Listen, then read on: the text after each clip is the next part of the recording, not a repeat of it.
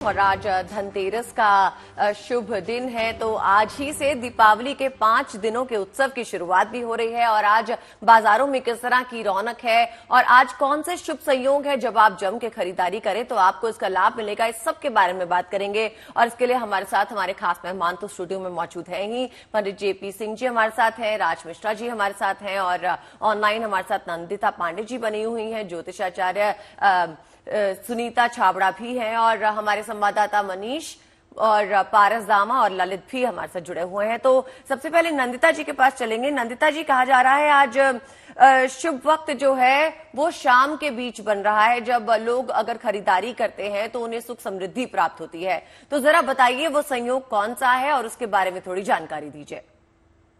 जी देखिए, वैसे तो धन त्रयोदशी में पूरे ही दिन जो है शुभ समय रहता है और अच्छी स्थितियां बनी रहती हैं। आप कभी भी खरीदारी कर सकते हैं, लेकिन दोपहर के समय भी, ये जिस समय अभी हम बातचीत कर रहे हैं उस वक्त भी एक बहुत अच्छी शुभ घड़ी है जो 2:06 दोपहर तक का रहेगी। फिर संध्या को 4 लगभग 16 मिनट से लेके 5:30 बजे भी एक चौघड़िया अच्छी है जिस समय आप खरीदारी कर सकते हैं। लेकिन सबसे उत्तम समय जो है प्रदोष काल का समय, क्योंकि उस समय ही माना जाता है भगवान धन्वंतरी का प्राकट्य हुआ था। उसी के साथ साथ उस समय कुबेर देवता की पूजा की जाती है, दीप प्रज्वलित किए जाते हैं। तो संध्या का समय जो है 5:47 से लेकर के 7:43 तक का, ये बहुत ही शुभ समय है, क्योंकि इस समय वृषभ लग्न रहेगा। वृषभ लग्न जो होता है स्थिर लग्न होता है। स्थिर का मतलब स्टेबल। कोई भी चीज आप उस वक्त में करते हैं तो स्टेबिलिटी जीवन में लेके आती है।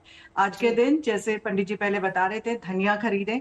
धनिया खरीदने से सुख और धनिया जो होता है समृद्धि का रूपक होता है, तो आप समृद्धि घर में लेकर के आते। जरूरी नहीं कि सोने चांदी खरीदें या तांबा आदि खरीदें। आप सच्चे मन से एक छोटा दिया भी लेकर के खरीदें। और आज के दिन तो सबसे महत्वपूर्ण होता है कि भगवान धन्वंतरी का, क्योंकि आज के दिन प्राकट्य हुआ है, तो जितनी भी औषधियां हैं घर में, मेडिसिन वगैरह है, उनके सामने भी एक दीप प्रज्वलित अवश्य करें। और अपने पूरे वर्ष भर में कि आपके घर में अच्छी सेहत रहे, किसी भी प्रकार की नेगेटिविटी नहीं आए, उसके लिए चौमुखी दीपक अवश्य जलाएं यमराज के नाम से, घर के सामने दक्षिण दिशा की तरफ या दक्षिण मुखी रख करके। उसके अंदर एक कौड़ी आप डालना है, आपने एक लौंग डालनी है, काली मिर्च डालनी है और एक सिक्का डालें। साथ ही साथ मनी मन प्रार्थना करें। और इसी संध्या के जो वृषभ काल का समय मैंने आपको बताया है, जो लगभग 7:45 से लेकर के 7:45 के बीच में रहेगा, उस समय आपने करना है यमराज का आह्वान करना है, उनसे प्रार्थना करनी है कि आपकी कृपा हमारे पूरे घर पे रहे और पूरे वर्ष भर, इस दिवाली से लेकर अगली दीपावली तक का, कोई भी रोग शोक, किसी भी प्रकार की नेगेटिविटी हमारे घर पे ना आ पाए आपकी कृपा से। तो ऐसा अवश्य करिए। आटे का दिया बना सकते हैं चौमुखी, वो भी बहुत शुभ होता है। और उस दिए के नीचे जितने घर के सदस्य, एक प्लेट आप ले सकते हैं, प्लेट में एक स्वास्तिक बनाएं। उसके बाद जितने घर के सदस्य, उतनी मुट्ठी चावल आपने डालनी है और उसके ऊपर उस दिए को आप रखें।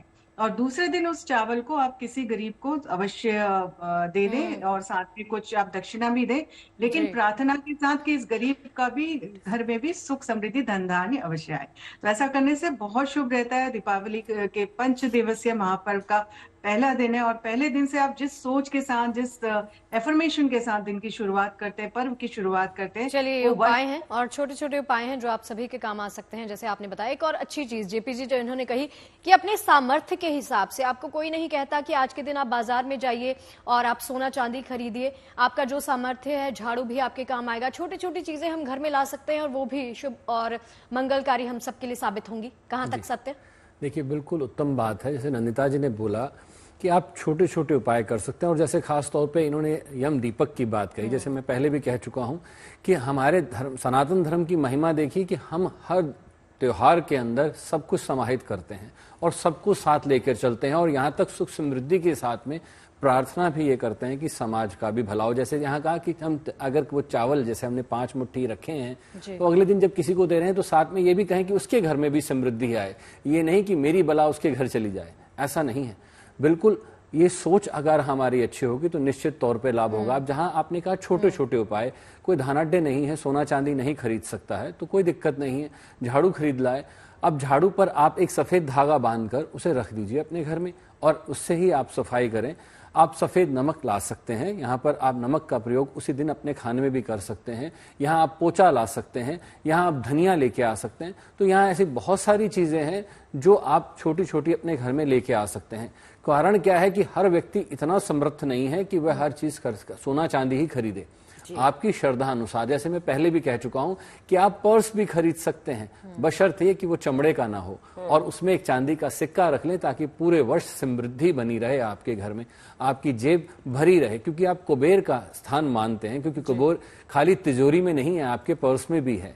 तो आपको वहां पर एक चांदी का सिक्का भी रख सकते हैं। और कुछ नहीं तो आप यहाँ पर सबसे आसान तरीका है कि 5 गोमती चक्र पीले कपड़े में बांध कर भी आप अपने घर में, अपनी तिजोरी में या जहाँ आप धन रखते हैं, कुछ भी रखते हैं, स्टोर करते हैं, वहां आप रख सकते हैं। तो वो भी आपके लिए समृद्धि कारक हो जाएगा।